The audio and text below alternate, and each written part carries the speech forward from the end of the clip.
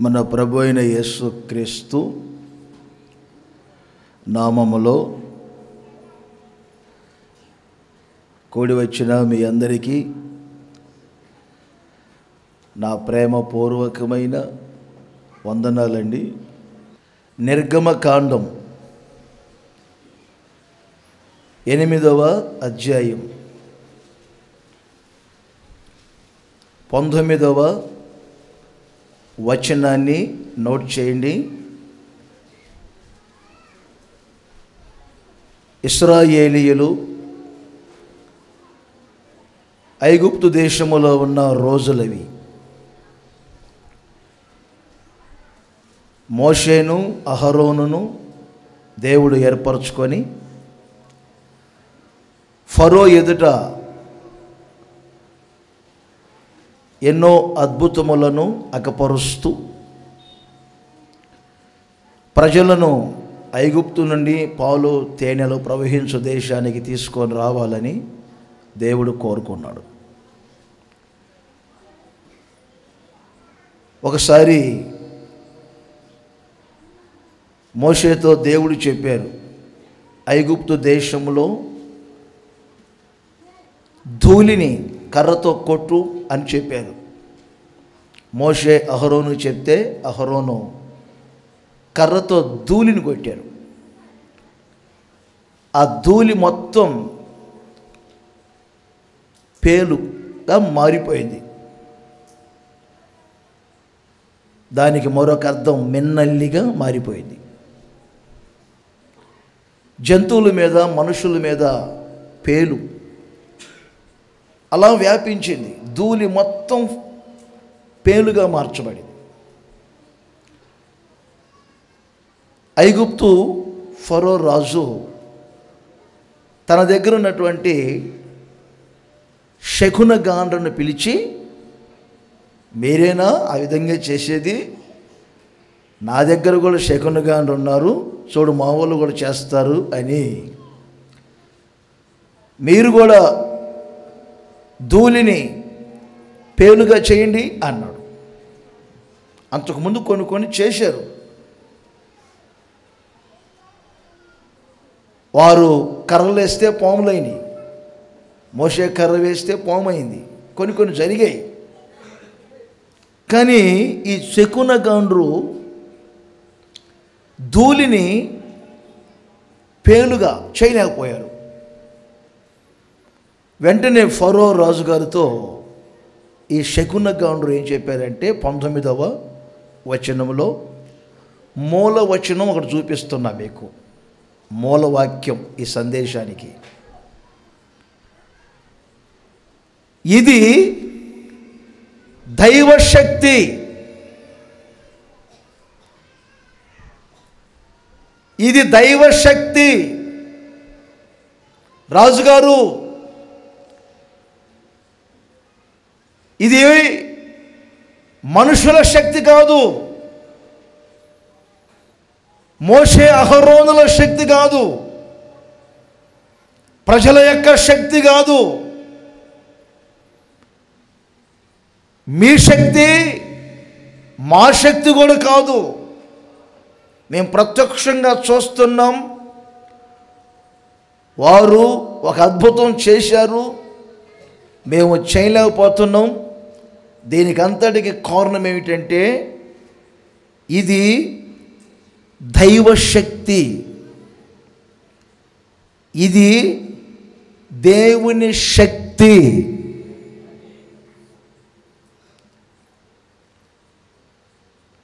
ఆ రోజున ఆ సేవకుల ద్వారా దేవుడు తన శక్తిని అగపరిచాడు. ప్రజలందరూ చెప్పుకుంటున్నారు, ఇది దైవశక్తి. ఈ ప్రార్థన కూడికకు కూడి వచ్చారు కదా, ఇదిగో నిలబడిన నా ద్వారా కానీ సేవకుల ద్వారా కానీ ఆ దైవశక్తిని నా దేవుడు మీ మధ్యలో అగపరుచునుగాక. ఆ దైవ శక్తిని మీకు కనపరుచునుగాక. 77వ కీర్తనలో 14వ వచనంలో కీర్తనాకారులు దేవుని గురించి కీర్తిస్తూ పితరుల యొక్క జీవితాల్లో ఏ అద్భుతాలు చేశారో వాటన్నిటిని తలంచుకుంటూ ఈ పదాన్ని ఉపయోగించారు. 14వ వచనంలో ఏమని? జనులలో నీ శక్తిని నీవు ప్రత్యక్షపరుచుకుంటేవి. జనులలో నీ శక్తిని నీవు ప్రత్యక్షపరుచుకుంటేవి.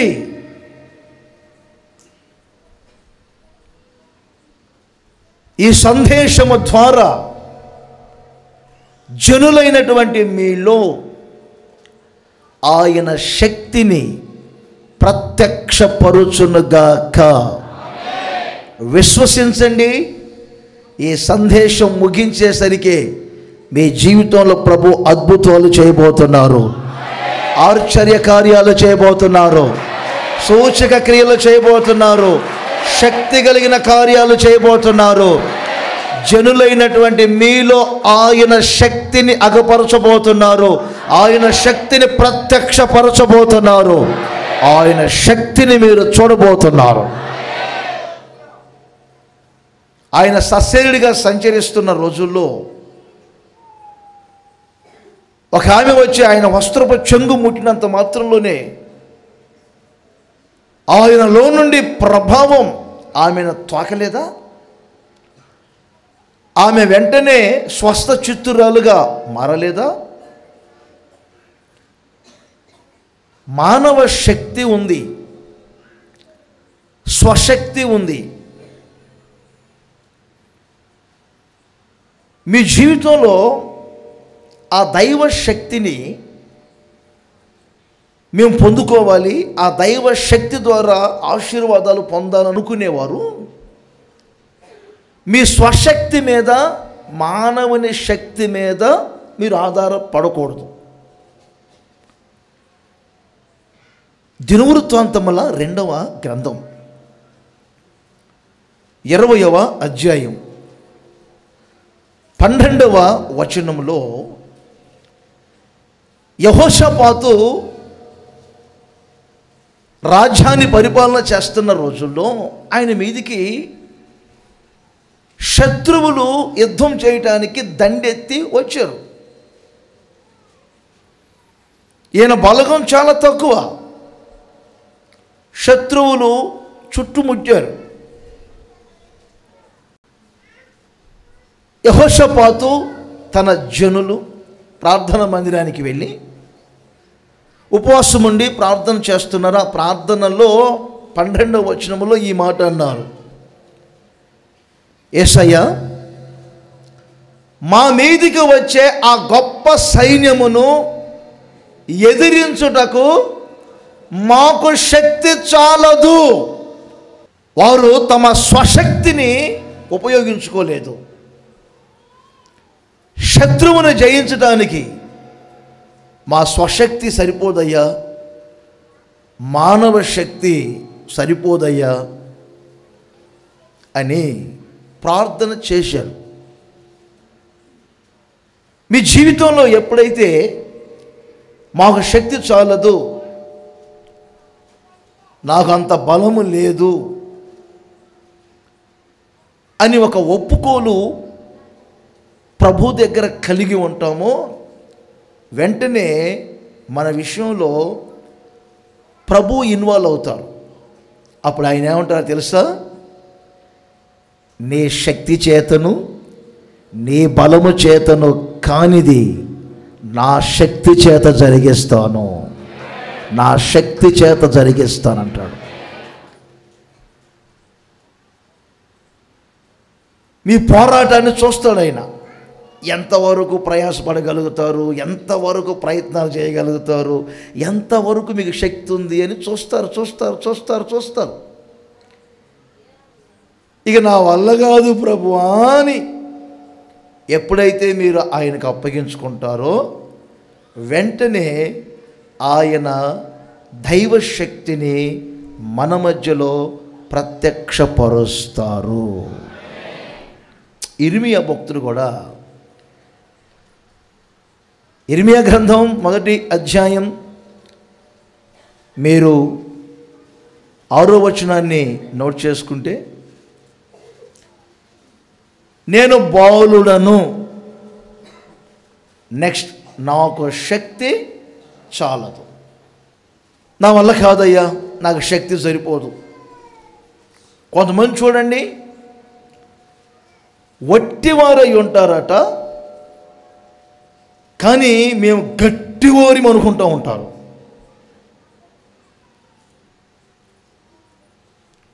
అర్థం కావాలని చెప్తున్నాను. ఒక బడాయి అని నాకు తెలుసు, పొలిటికల్ లీడర్స్తో కొంచెం నాకు ఏమండి కనెక్షన్ ఉంది, ఎప్పుడు నా టచ్లో ఉంటారు, వాళ్ళ టచ్లో నేను ఉంటానని బడాయి మాటలు చెప్తుంటాడు. ఈ గ్రౌండ్లో ఒక లైట్ ఉంటే బాగుంటుంది, వీధి లైట్ అంటే జేబులో నుంచి సెల్ ఫోన్ తీస్తారు. అన్న ఒక కాల్ చేయమంటావా అంటాడు. ఎందుకంట, ఒక కాల్ చేస్తే వారే వచ్చి వేసి వెళ్తారు. నేను అంటాను, మనం వారి మీద ఆధారపడకూడదులే, కాల్ వద్దు, చేయొద్దు, సెల్ ఫోన్ జేబులు పెట్టుకుంటా. నేను వరలా కాసేపు ఇంకో 3 రోజుల తర్వాత అనుకుంటాను, మంచి డ్రైనేజ్ కాలువ ఉంటే బాగుంటుంది అంటే చాలు, మరలా తిన్నగా తీస్తాడు జేబులో నుంచి. అన్న ఒక కాల్ అంటాడు. ఒక రోడ్డు బాగా ఉంటే మంచిది అనుకుంటాను, వెంటనే కాల్ తీస్తాడు. ఏంటిది సరిసరికి ఫోన్ చేస్తాడన్న ఒక కాల్ అంటాడు. నేనంటే కావలదు, చేయొద్దు, పెట్టో లోపల అంట. ఒకరోజు ఏదో ప్రార్థన చేసుకోవడానికి భార్యాభర్తలు వచ్చారు. అదే సమయంలో ఏదో మాట్లాడుతూ ఉన్నాను, మరలా తీశాడు సందర్భంలో. ఏమని, అన్న ఒక కాల్ అనడం. మీరేం కాల్ చేయొద్దు, కానీ నేను నాకు ఫోన్ చేసుకోవాలి అర్జెంటుగా, నాకు ఫోన్ లేదు, సెల్ ఫోన్ ఏం చెప్పా. తీసిన ఆయన అన్నా అన్నా అన్నా అంటాడు. నేనేమో ఫోన్ ఏమంట అన్నా అన్నా అన్నా అంటావు ఏంటి అన్నాను. చూసుకోలేదన్నా, బ్యాలెన్స్ లేదన్నా అన్నాడు. మరి బ్యాలెన్స్ లేనోడు ఇప్పుడు వరకు కాల్ చేస్తాను ఎందుకు అన్నాడు.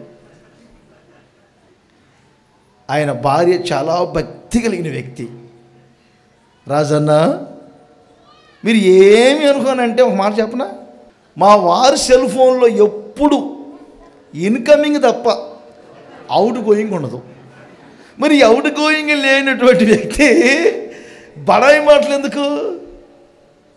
వట్టివారు అయ్యండి, దేవుని దగ్గర నాకు శక్తి చాలయ్యా, నాకు అంత బలం లేదు ప్రభువా, కొంచెం మీరు ఇన్వాల్వ్ అవ్వండి ప్రభువా, కొంచెం అధికారులతో మాట్లాడండి, నా వ్యాపార విషయంలో కొంచెం మీరు గమనించండి, మోయబడిన గర్భం కొంచెం ఆలోచించండి ప్రభువా, కుటుంబ స్తోమత లేదు ప్రభువా అని కొంచెం ఆయన మీద మనం ఆధారపడితే, నాకు శక్తి చాలదు అని మనం ఎప్పుడైతే ఒప్పుకుంటామో దైవ శక్తిని మీ కళ్ళతో మీరు చూడబోతున్నారు. దైవ శక్తిని మీరు చూడబోతున్నారు. అనండి, నేను చెప్పినట్లుగా ఇది దైవ శక్తి.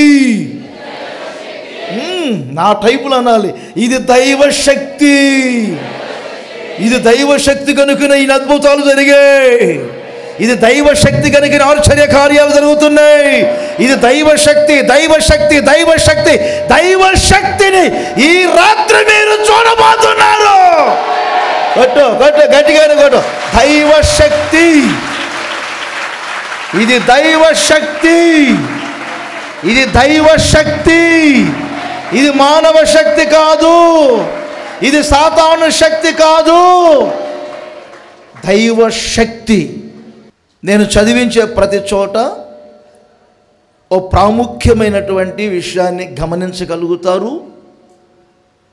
ఒక ఆత్మీయతను మీరు నేర్చుకోగలుగుతారు. ఈ దైవ శక్తి లేక ఈ దేవుని శక్తి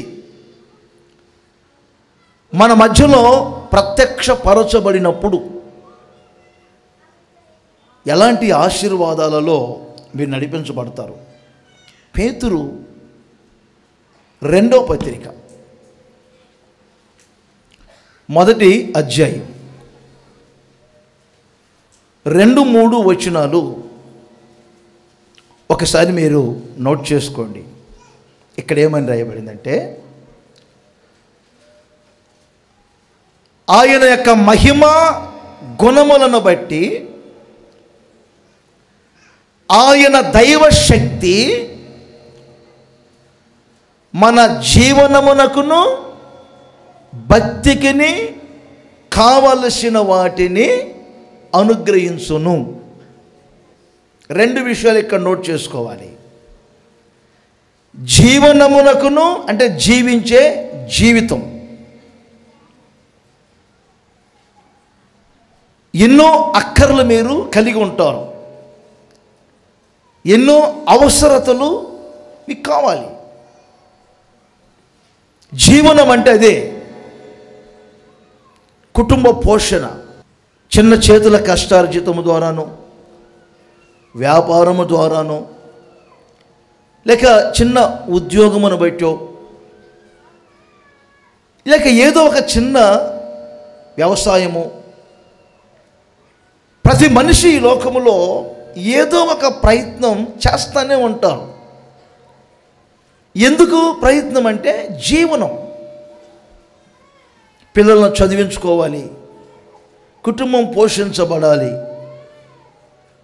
అవసరమైతే ఇతర ప్రాంతాలకు వలస వెళ్ళాలి, సంవత్సరం అంతా కష్టపడి 4 రూపాయలు మిగుల్చుకోవాలి.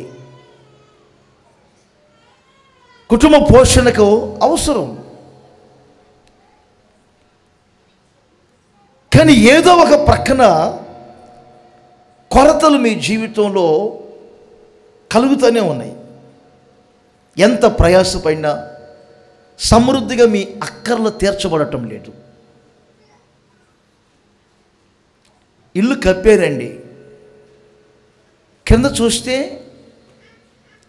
ఆ ఎండ పొడ కనబడుతుంది. కప్పారు, కానీ ఎక్కడో ఒక చోట ఆకుకు ఆకు కలవక ఎండ పొడ. అలాగే ఆశీర్వదించబడుతున్నాము అని చెప్పుకుంటున్నారు, ఏదో ఒక కోణంలో ఏమండి ఆశీర్వాదాలు పొడచూపుతూనే ఉన్నాయి. కొరతలు, లేమి, దరిద్రత. మీ జీవనానికి సరిపడా అక్కరలు తీర్చబడుతున్నాయా అని నేను మిమ్మల్ని ప్రశ్న అడిగితే లేదండి అని మీరు చెప్తారు. కొన్ని కుటుంబాలలో పిల్లలను చక్కగా ఫీజులు కట్టి చదివించుకోలేని పరిస్థితులు. అమ్మా ఐస్ క్రీమ్ కొనిపెట్టవా అంటే ఏదో మాయమాటలు చెప్పి, తినకూడదమ్మా ఐస్ క్రీము, జలుబు, కరోనా వైరస్ వస్తుందమ్మా అని సర్ది చెప్పే పరిస్థితులు. అసలు సంగతి ఏంటంటే తగిన స్తోమత లేక.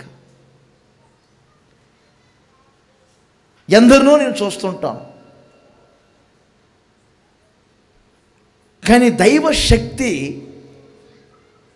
మీ జీవనమునకు కావలసిన వాటిని సమృద్ధిగా దయచేయును. యేసుక్రీస్తు మృతుల్లోండి తిరిగి లేచిన తర్వాత తన్ను తాను అగపరుచుకుంటున్నాడు. యోహాను సువార్త 21వ అధ్యాయంలో తర్వాత అయినా మీరు చదువుకొనవచ్చు. కుటుంబ పోషణ కొరకో, బ్రతుకు తెరువు కొరకో విడిచిపెట్టినటువంటి దోణెను, వలలు, సముద్రాన్ని మరలా చేరి వలలు వేస్తున్నారు, తీస్తున్నారు. యేసుక్రీస్తు సముద్ర తీరాన సూర్యోదయం అగుచుండగా నిలిచి ఉన్నారు. వారు దరికి వచ్చారు. నా పిల్లలారా, భుజించుటకు మీ వద్ద ఏమైనా ఆహారం ఉన్నదా అని అడిగారు. వారు చేతులెత్తి లేదు లేదని చెప్పిరి అనుంది అక్కడ వాక్యం. ప్రయాసపడుతున్నారు. ఫలితమేది? రండి, ఈ ధోని కుడి ప్రక్కన వల వేయండి, మీకు చేపలు దొరుకుతాయి అన్నారు. సరే అని చెప్పి వారు వల వేశారు. చేపలు దొరికాయి. వారు వలను తీసుకొని ఒడ్డుకు ఆ దరికి చేర్చుతూ ఉన్నప్పుడే, వినండి, వారు అలా ఒడ్డు మీద చూశారండి. రొట్టెలను, కాల్చబడిన చేపలను అక్కడ కనబడ్డాయట. వారు పట్ని కాదు, యేసయ్య వారు ప్రయాసను గమనించి లేదు అని ఎప్పుడైతే వారు ఒట్టి చేతులు ఎత్తారో, ఎక్కడి నుంచి తీసుకొచ్చారో రొట్టెలు, చేపలు వేడివేడిగా కాల్చి అలా పెడితే వారు విచిత్రంగా చూస్తున్నారు. చూసారా? అంటే మత్తయి సువార్తలో 6వ అధ్యాయం 8వ వచనాన్ని నోట్ చేయండి. దేవుని బిడ్డలో అన్యజనుల వలె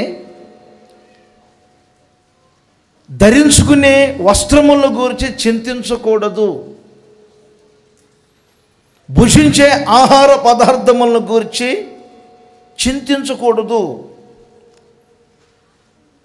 యేసయ్య ఆ అంశం మీద మాట్లాడుతూ 8వ వచనములో అంటారు, తండ్రిని మీరు అడగక మునిపే మీకు అక్కరగా, ఓకేనా, అదేనా, మీకు అక్కరగా ఉన్నవి ఏమిటో ఆయనకు తెలియను. మీ జీవనమునకు కావలసిన వాటిని దైవ శక్తి ద్వారా సమృద్ధిగా మీకు అనుగ్రహించునుగాక, సమృద్ధిగా మీకు అనుగ్రహింపబడునుగాక. మీ భక్తికి కావలసిన అవసరతలను నా దేవుడు మీకు సమృద్ధిగా అనుగ్రహించునుగాక. మీ అక్కర తీర్చబడుతుంది, మీ అక్కర తీర్చబడుతుంది. ఈరోజు ప్రవచనాత్మకంగా చెప్తున్నాను, ప్రభు ప్రేరేపణ బట్టే చెప్తున్నాను. ఈ సందేశాన్ని సరిగ్గా మీరు విని మీ హృదయములలో చేర్చుకొనండి. దరిద్రపు రేఖ మీ నొసట మీద నుండి కొట్టివేయబడునుగాక. మీ ప్రతి అక్కరను నా ప్రభు తీర్చునుగాక, తీర్చునుగాక, తీర్చునుగాక, తీర్చునుగాక, తీర్చునుగాక. ప్రతి అక్కర నా ప్రభు తీర్చునుగాక. ఎలా తీరుస్తాడు? ఫిలిప్పీ పత్రిక 4వ అధ్యాయం 19వ వచనాన్ని కూడా నోట్ చేయండి. దేవుడు తన ఐశ్వర్యము చొప్పున క్రీస్తు యేసు మహిమలో మీ ప్రతి అవసరాన్ని తీరుస్తాడు. క్రీస్తు లేకుండా, లేకపోతే యేసు క్రీస్తు మీద మీరు ఆధారపడకుండా ఆయన తన ఐశ్వర్యములో మీ ప్రతి అవసరం తీర్చబడదు. అక్కర తీర్చబడాలి. ఎలా తీర్చబడాలి? క్రీస్తు యేసు యొక్క మహిమలో తీర్చబడాలి. ఆయన తీరుస్తాడు, మహిమలో తీరుస్తాడు. ఆయన నామమునకు మహిమ కలిగేటట్లు చేసుకుంటారు. నా ప్రియమైన సహోదరులారా, దేశమంతా కరువులో ఉన్నప్పుడు సారెపతు గ్రామములో ఒక సేవకుని ద్వారా ఆమె అక్కర్లన్నీ తీర్చబడలేదా? ఆ కుటుంబం పోషించబడలేదా? కెరీతు వాగు దగ్గర ఏలియా అక్కర్లు తీర్చలేదా? పేద విధవరాల దగ్గర ఏలియా అక్కర్లు తీర్చలేదా దేవుడు? పదరి వృక్షం క్రింద కూర్చున్నప్పుడు పరలోకపు ఆహారాన్ని దేవదూతల ద్వారా పంపి ఆకలి తీర్చలేదా? అక్కర్లు తీర్చలేదా? మీకు అక్కరగా ఉన్నవి ఏమిటో ఆ దైవ శక్తి నిశ్చయముగా తీర్చునుగాక. మీ ప్రతి అవసరము తీర్చబడునుగాక. విశ్వసించండి, ఈ వాక్యాన్ని మనసులో పెట్టుకోండి. స్వగృహము కావాలో, స్వస్థలం కావాలో, వ్యాపారాలు అభివృద్ధి పొందాలో, సంఘాలు అభివృద్ధి పొందాలో, పరిచర్య విస్తరించాలో, మీ అక్కరలన్నిటినీ నా ప్రభు అయిన యేసుక్రీస్తు తీర్చునుగాక. భక్తికి కావలసిన వాటిని కూడా నా దేవుడు తీర్చును గాక. భక్తికి కావలసినవి కూడా కొన్ని ఉంటాయి. భక్తికి కావలసిన వాటిని కూడా ప్రభువు తీర్చును. మీ భక్తి ధారాళముగా సాఫీగా సాగిపోయేటట్లు నా దేవుడు చేయునుగాక. అపోస్తుల కార్యములు 3వ అధ్యాయం 12వ వచనం నోట్ చేయండి, 16వ వచనము నోట్ చేయండి. ఈ 2 వచనాల దగ్గర కొంచెం మీరు మనసు పెట్టండి. 12వ వచనంలో ఇలా వ్రాయబడింది, మా సొంత శక్తి చేతనైనను భక్తి చేతనైనను ఇది జరగలేదు. ఏం జరిగింది వినాలి. ఇద్దరు దైవ సేవకులు దేవాలయంలోనికి వెళ్తున్నారండి. పుట్టుక కుంటివాడు ద్వారము దగ్గర కూర్చున్నాడు. భిక్షం అడుక్కునే వృత్తి. పేతురు యోహానును చూసి భిక్షం అడిగాడు. పేతురు మాకు కలిగినదే నీకు ఇస్తాను అని అన్నారు. తాను వారి తట్టు తిరిగి ఏదో ఇస్తారేమో పుచ్చుకుందాము అనే కోణంలో అతను ఉన్నాడు. వెంటనే పేతురు వెండి బంగారముల వంటి క్షయ వస్తువులు మా యొద్ద లేవు, మాకు కలిగిందే ఇస్తాను. అదేమిటో తెలుసా? నజరేయుడైన యేసు నామములో లేచి నడు అని చెయ్యి పట్టుకొని లేపాడు. వాడు దిగ్గున లేచి నిలిచి నడుచుచూ ఉన్నాడు. నడవటమే కాదు, గంతులు వేయుచు వారితో కూడా దేవాలయంలో ప్రవేశించాడు. ఆ పరిసర ప్రాంతాలలో ప్రజలందరూ చూస్తున్నారు. భూమి పుట్టినది మొదలుకొని ఇలాంటి కార్యం ఎప్పుడు మనం వినలేదు, మన తరములో మనము చూడలేదు. పుట్టుక కుంటివాడు లేచి నడవటమేమిటి? యోహాను ఆగు, పేతురు ఇక్కడే ఉండు. ఈ స్వస్థత ఎలా జరిగిందో మాకు చెప్పండి. చెప్పండి, ఈ స్వస్థత ఎలా జరిగిందో చెప్పండి. ఇతడు ఎలా నడిచాడు? ఇతనికి ఎలా ఈ స్వస్థత కలిగింది? మా సొంత శక్తి చేత కాదు, మా భక్తి చేత కాదు. 16వ వచనం చూడండి. ఇప్పుడు నజరేయుడైన యేసుక్రీస్తు ద్వారానే, ఆయన దైవ శక్తి ద్వారానే ఇతనికి పూర్ణ స్వస్థత కలిగింది. చప్పట్లు కొట్టండి గట్టిగా. పూర్ణ స్వస్థత కలిగను, పూర్ణ స్వస్థత కలగజేసను. దేవుని శక్తి ఒక వ్యక్తికి పూర్ణ స్వస్థత కలగజేయును. పూర్ణ స్వస్థత కలగజేస్తుంది. సంపూర్ణముగా దైవశక్తి మీ ఒక్కొక్కరిని స్వస్థపరుచునుగాక. మీ అరికాలు మొదలుకొని తల వరకు యెషయా చెప్పినట్లుగా రోగాలు రోగాలు రోగాలు, నడినెత్తి మొదలుకొని అరికాళ్ళ వరకు ఎక్కడ చూసినా గాయాలు, ఎక్కడ చూసినా రోగాలు. ఆరోగ్యంగా ఉండే వ్యక్తి అరుదుగా కనిపిస్తున్నారు. కిడ్నీల్లో రాళ్ళని కొందరు, షుగరు, బీపీ, ఆస్తమా వ్యాధులు మరికొన్ని. ఈ రోజుల్లో క్యాన్సర్, గడ్డలు, ఏమండి, బీపీలు, ఎయిడ్స్ వ్యాధులు, ఇక ఎన్నో వ్యాధులు, నరాల బలహీనత, చర్మపు వ్యాధులు, గర్భసంచిలో లోపాలు, ఏమండి, రక్తంలో మార్పులు,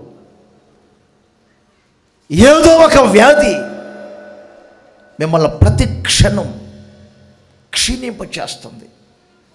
తినే ఆహారం మీ శరీరంలో పనిచేయట్లేదు, త్రాగే పానీయం మీ శరీరంలో పనిచేయట్లేదు. కానీ ఈ రాత్రి నా ప్రభువైన యేసుక్రీస్తు చెప్తున్నారు, ఆయన మీకు పూర్ణ స్వస్థత కలగజేయునుగాక. సంపూర్ణ స్వస్థతను పొందబోతున్నారు, మీరు పొందబోతున్నారు. విశ్వసించండి. జనులలో ఆయన శక్తి ప్రత్యక్షమైంది, ప్రత్యక్షపరచబడింది.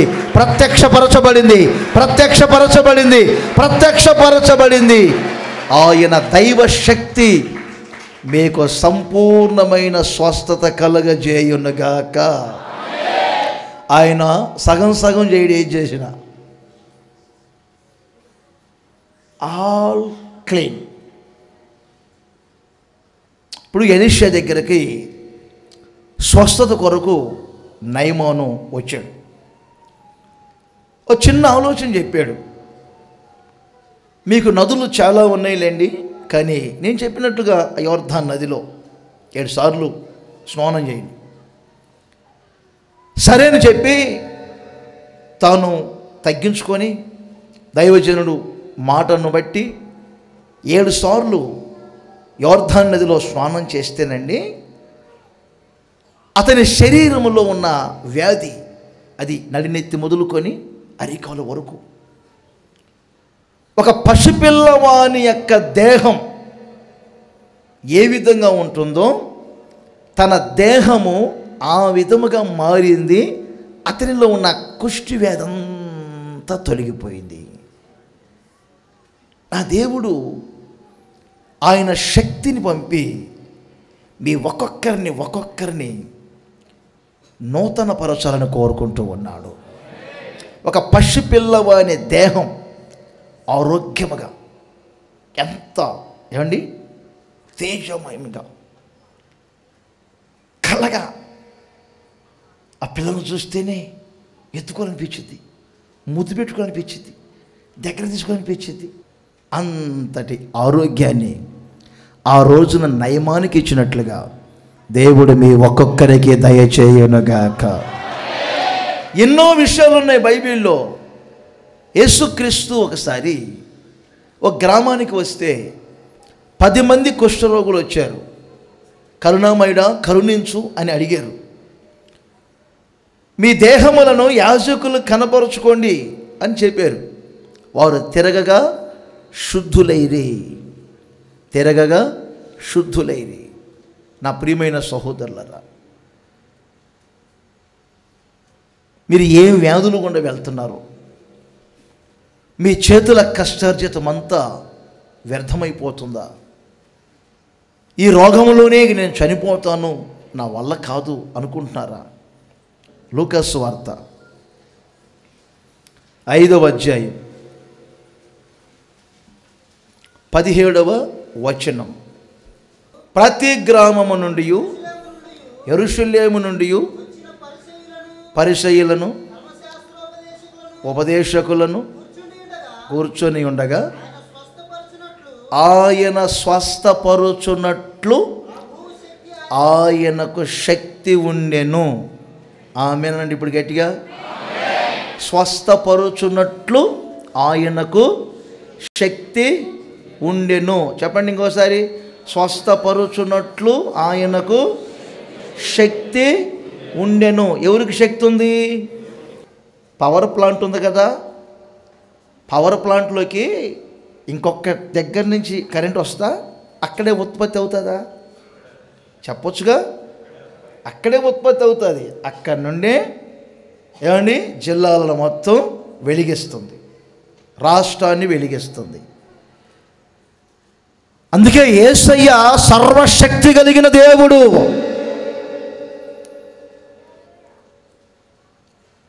స్వస్థపరచడానికి ఆయనకు శక్తి ఉంది. మనుషుల దగ్గరికి వెళ్తున్నావా? జాతకం చూసే వారి దగ్గరికి వెళ్తున్నావా? మనుషుల కాళ్ళు చేతులు పట్టుకుంటున్నావా? ఎక్కడికో వెళితే ఏదో కలుగుతుంది అనుకుంటున్నావా?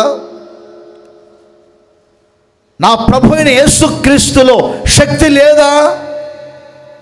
ఆయనకు అసాధ్యమైనది ఏమైనా ఉన్నదా?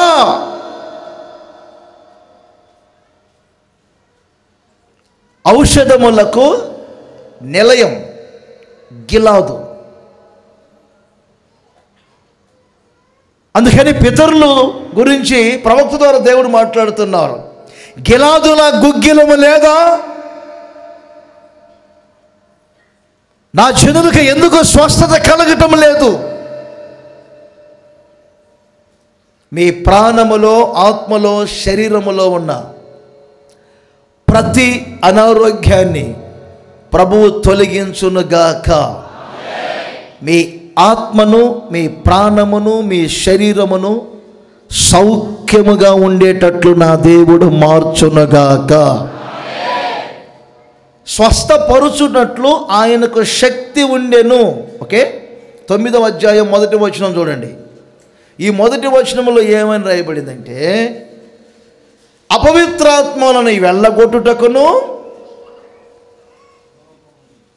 ప్రతి విధమైనటువంటి రోగములను స్వస్థపరుచుటకును ఆయన సేవకులకు దేవుడు చెప్పాలి శక్తి ఇచ్చాడట.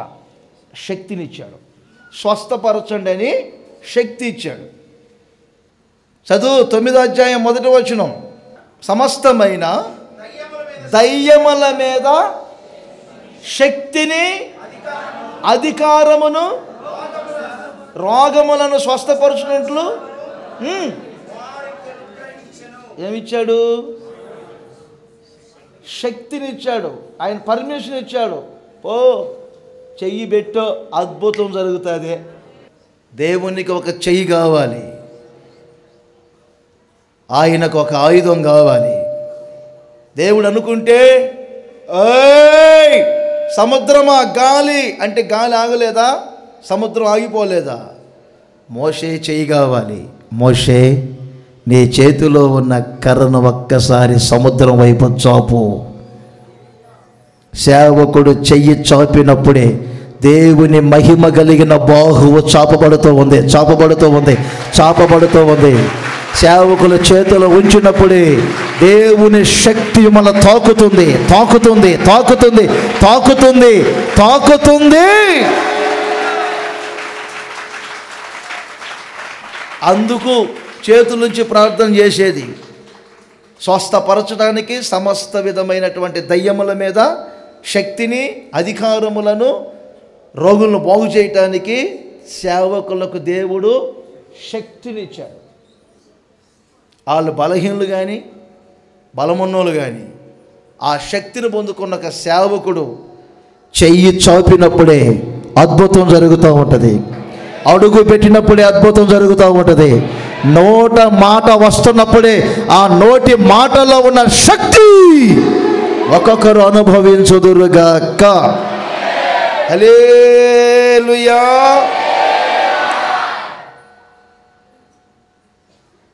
కాలేబు లాంటి విశ్వాసం ఉండాలి మీకు. శత్రువులను చూసి మేము మిడతల్లాగా ఉన్నాము, దోమల్లాగా ఉన్నాము, మిన్నలిలాగా ఉన్నాము, నరభక్షకులు వాళ్ళు మమ్మల్ని చంపేస్తారని భయపడ్డాడు కాలేబు. మనము జయించటానికి దైవ శక్తి సరిపోతుంది, శక్తి సరిపోతుంది. మనం వెళ్దాం పదండి. నిశ్చయముగా ఆ దేశాలను మనం స్వతంత్రించుకుంటాము. కొలస్సీ పత్రిక 1వ అధ్యాయం 29వ వచనం. ఇక్కడేమని రాయబడిందంటే, నాలో బలముగా పనిచేస్తున్నటువంటి క్రియాశక్తిని బట్టి నేను పోరాడుచు ప్రయాసపడుతున్నాను. శారీరక జీవితంలో ఒక వ్యక్తి పోరాడుతూ ప్రయాసపడాలంటే, ఆత్మ సంబంధమైన జీవితంలో అనుకున్న గమ్యానికి ఒక వ్యక్తి చేరటానికి పోరాడుచు ప్రయాసపడాలంటే క్రియాశక్తి, దానికి పర్యాయ పదం దైవశక్తి. నా ప్రియమైన సహోదరులారా, ఈ రోజుల్లో చాలామంది స్వశక్తి చేత పోరాడాలి, ప్రయాసపడాలి అని ప్రయత్నిస్తారు. ఇంకొంతమంది ఎవరి ప్రోత్సాహమును బట్టో 4 రోజులు ప్రయాసపడతారు, పోరాడుతారు. చివరికి బలహీనులైపోయి సొమ్మసిల్లిపోయి అక్కడే కూర్చుంటారు. కానీ నా దేవుని శక్తి మీ మీద చూపుతున్నప్పుడు మీరు ప్రయాసపడగలుగుతారు, మీరు పోరాడగలుగుతారు. యోబు గ్రంథములో ఒక మాట వ్రాయబడింది, 14వ అధ్యాయం ప్రారంభ వచనాల్లో ఉంటుంది. భూమి మీద మనుషుల యొక్క జీవితం అంతా యుద్ధకాలం వంటిది కాదా? మనిషి జీవితం అంతా ఒక పోరాటంతో కూడింది.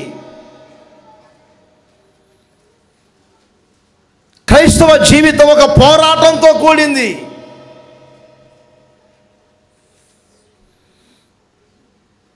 అందుకే పౌలు పలు సందర్భాల్లో చెప్తారు,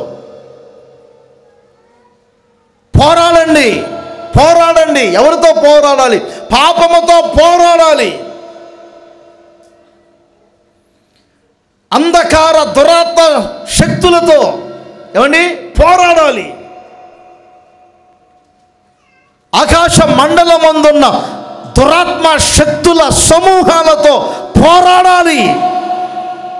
మనము పోరాడినది మనుషులతో కాదు. ఒక భార్య పోరాడవలసింది భర్తతో కాదు, ఒక భర్త పోరాడవలసినది భార్యతో కాదు. సేవకుడు పోరాడవలసింది సంఘంతో కాదు, సంఘము పోరాడవలసింది సేవకునితో కాదు. పాపముతో పోరాడాలి, సాతాను శక్తులతో పోరాడాలి, రక్తము కారు మట్టుకు పోరాడాలి, గమ్యానికి చేరేంత వరకు పోరాడాలి, అనుకున్న లక్ష్యాన్ని సాధించే వరకు పోరాడాలి. పోరాటం ఆగిపోకూడదు, వెనుకకు తిరగకూడదు. కుందేల్లాగా అడావుడిగా 4 గంతులు వేస్తారు. కొంతమందిని చూస్తాను, అబ్బో వారి ఉత్సాహం మామూలుగా ఉండదు. 4 గంతులు వేస్తారు, కరివేపాకులాగా పైపైన కనపడుతుంటారు. కూరలో ఎప్పుడు చూడండి అదే కనపడుతుంటుంది. కూరకు రుచి తెచ్చేది ఎప్పుడు బయటపడదు, గుర్తుపెట్టుకోండి. సంఘములో కూరకు రుచి తెచ్చే ఉప్పులాగా ఉంటారు, కరివేపాకులాగా ఉండరు. పైపైన కనపడాలి.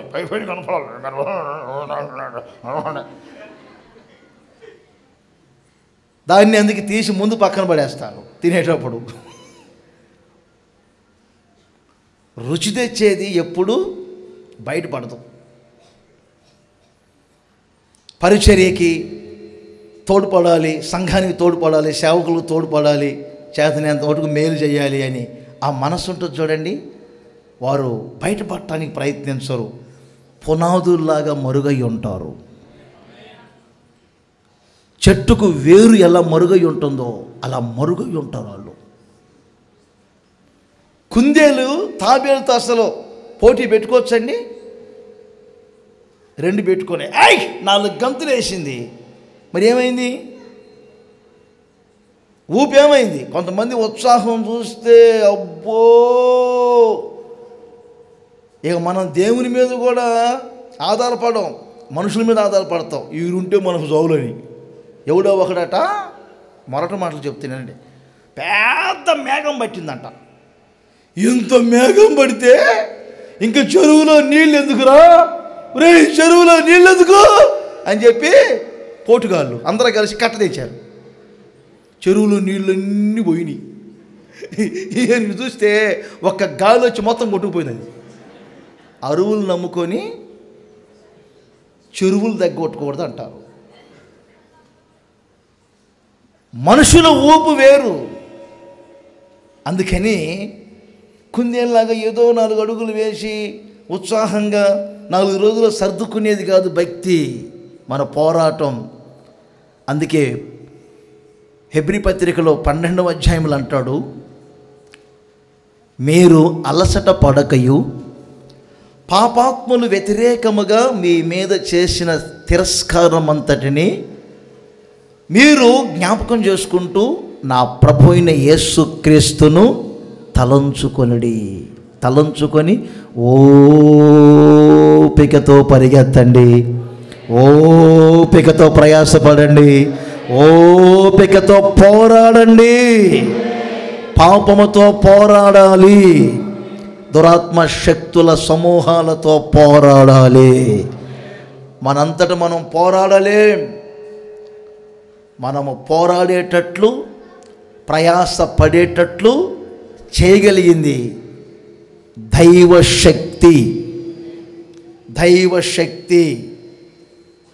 దైవశక్తిని బట్టి ఈ వ్యక్తి పోరాడుతున్నారు, దైవశక్తిని బట్టి ఈ వ్యక్తి ప్రయాసపడుతున్నారు, దైవశక్తిని బట్టే ఇదిగో వీరు నిలబడ్డారని మిమ్మల్ని గూర్చి ఒక రోజున చెప్పుకోవాలి.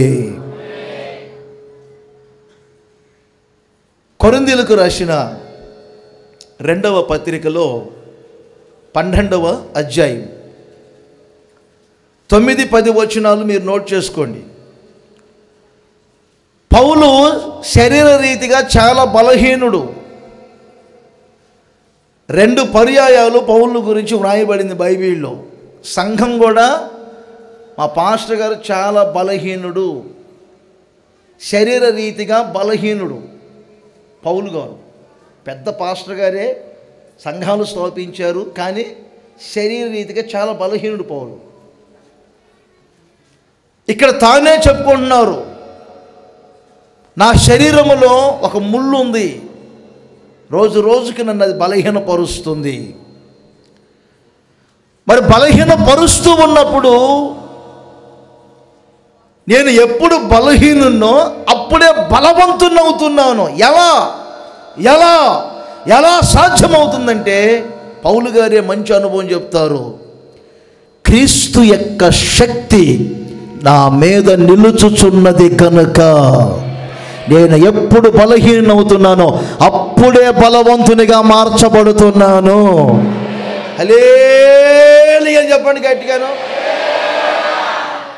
యేసన్న గారు ఒక సభకు వచ్చేటప్పుడు కారులో మేము కూర్చుంటాం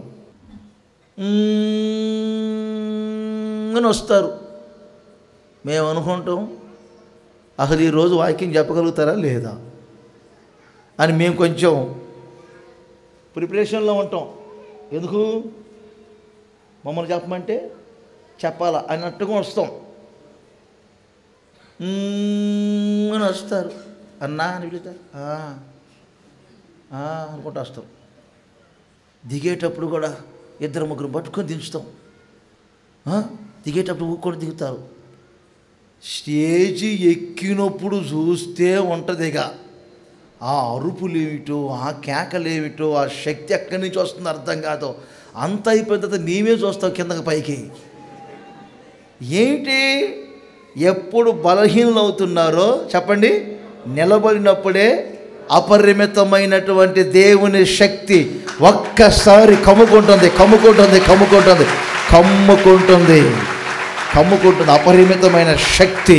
అందుకే పౌలు గారు అంటారు, నేను ఎప్పుడు బలహీనుడనో చెప్పండి అప్పుడే ఎలా బలవంతునవుతున్నాను. క్రీస్తు శక్తి నా మీద, కింద ఫుట్ నోట్లో ఉంచండి, నన్ను కప్పుకొని ఉంది. క్రీస్తు శక్తి నన్ను కప్పుకొని ఉన్నది. ఎంత మంచి మాట అండి. క్రీస్తు శక్తి నన్ను కప్పుకున్నది, క్రీస్తు శక్తి నన్ను ఆవరించింది.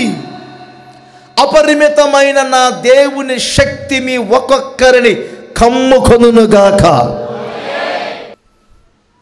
ప్రయాసపడాలి, గొంతులో ఊపిరున్నంత వరకు ప్రయాసపడాలి.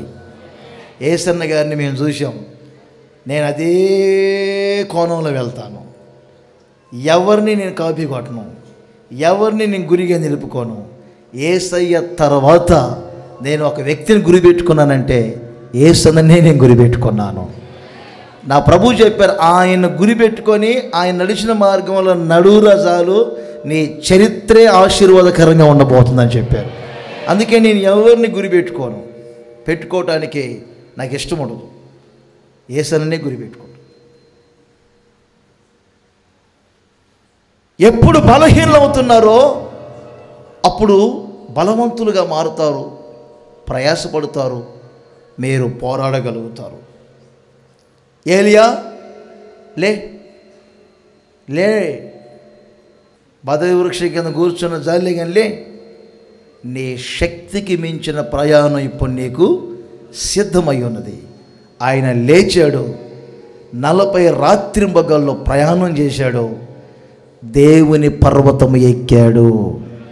మనమందరం నూతన యెరూషలేము చేరబోతున్నాము, సియోనుకు చేరబోతున్నాము. అలా చేరేటట్లుగా మీ ప్రయాణములో పోరాటాలను లేక ప్రయాసలలో నా దేవుని శక్తి మిమ్మల్ని ఆవరించునుగాక. కొరింథీయులకు రాసిన మొదటి పత్రిక 6వ అధ్యాయం 14వ వచనం. ఈ 14వ వచనాన్ని కూడా ఒకసారి నోట్ చేయండి. దేవుడు ప్రభువును లేపెను, మనలను కూడా తన శక్తి వలన లేపును. యేసుక్రీస్తు సిలువ వేయబడ్డారు, గాయపరచబడ్డారు, రక్తం కార్చారు, ప్రాణం పెట్టారు, మృతి చెందారు. ఆయన శరీరం సమాధిలో ఉంది, ఆయన ఆత్మ పాతాళానికి వెళ్ళింది. పాత నిబంధన పరిశుద్ధులందరినీ కలుసుకొని 3వ రోజున వారందరిని తీసుకొని ఆయన మృతుల్లో నుండి తిరిగి లేచారు. ఆ పరదైసు అనే స్థలాన్ని ఆకాశ మండలంలో పెట్టారు. వినండి, యేసుక్రీస్తు లేవటానికి గల కారణం ఏమిటంటే శక్తిని బట్టి లేచారట. శక్తిని బట్టి పౌలు గారు వ్రాస్తూ ఏమంటారంటే, మనము కూడా ఆయన శక్తిని బట్టి లేపబడతాం ఒక రోజున. క్రైస్తవుని జీవితం మరణముతో ముగింపు కాదు. మరణించిన తర్వాత అమరత్వము కలిగినటువంటి ఒక లోకం ఉంది. ఆత్మకు చావు ఉండదు. మన ఆత్మ పరమాత్మని చేరాలి, లేదా ఆత్మ అగ్నిగుండానికి వెళ్ళి యుగయుగాలు ఆ అగ్నిలోనే కాలిపోతూ ఉండాలి, కానీ చావదు. ఆత్మను అగ్నిగుండానికి వెళ్లకుండా రక్షించటానికే యేసుక్రీస్తు లోకానికి వచ్చి ఎన్నో సుబోధలు చేసి ఆయన రక్తాన్ని కార్చి ప్రాణం పెట్టి మృతుల్లో నుండి తిరిగి లేచారు. మీరు కూడా ఆయన రక్తం చేత కడగబడి జన్మ కర్మ పాపాల్లో నుంచి విడిపించబడి సంఘముగా సమకూడి ఆది అపోస్తుల యొక్క ఉపదేశముల చేత నడిపించబడుతూ ఎప్పుడు దేవుని శక్తి చేత నింపబడుతూ ఉండాలి. దేవుని శక్తి చేత నింపబడితే ఏమవుతుంది? పక్కనే ఫిలిప్పీ పత్రిక ఉంది, 3వ అధ్యాయం 21వ వచనములో వ్రాయబడింది, మన దీన శరీరమును మహిమగల శరీరముగా మార్చును. ఎలా? ఆయన శక్తిని బట్టి. యేసయ్య శరీరానికి మన శరీరం సమానముగా ఉండేటట్లు మహిమగల శరీరములుగా ఆయన మనలను మార్చును. ఒక గోధుమ గింజను విత్తినప్పుడు అందులో నుంచి ఒక మొలక మనం చూస్తాం. ఒక విత్తనములో నుంచి అలా చెట్టు మొలిచినట్లుగా, ఒక మొక్క మొలిచినట్లుగా మీరు ఆలోచన చేయండి. ఈ శరీరం ఒక రోజున మహిమగల శరీరముగా మార్చబడాలి. ఇది చాలామంది తెలియదు అన్యులకి. అందుకే శరీరాన్ని తీసుకెళ్ళే వాళ్ళు కాల్ చేస్తారు. క్రైస్తవులు ఏం చేస్తారంటే చనిపోయిన తర్వాత కూడా శరీరాన్ని భద్రముగా కాపాడుతారు. ఆత్మ పరదేశికి వెళ్తుంది. ప్రభు రాకడ సమయంలో పరదేశంలో ఉన్న ఆత్మ ఎక్కడ శరీరాన్ని విడిచాయో ఆ శరీరంలో ప్రవేశిస్తాయి.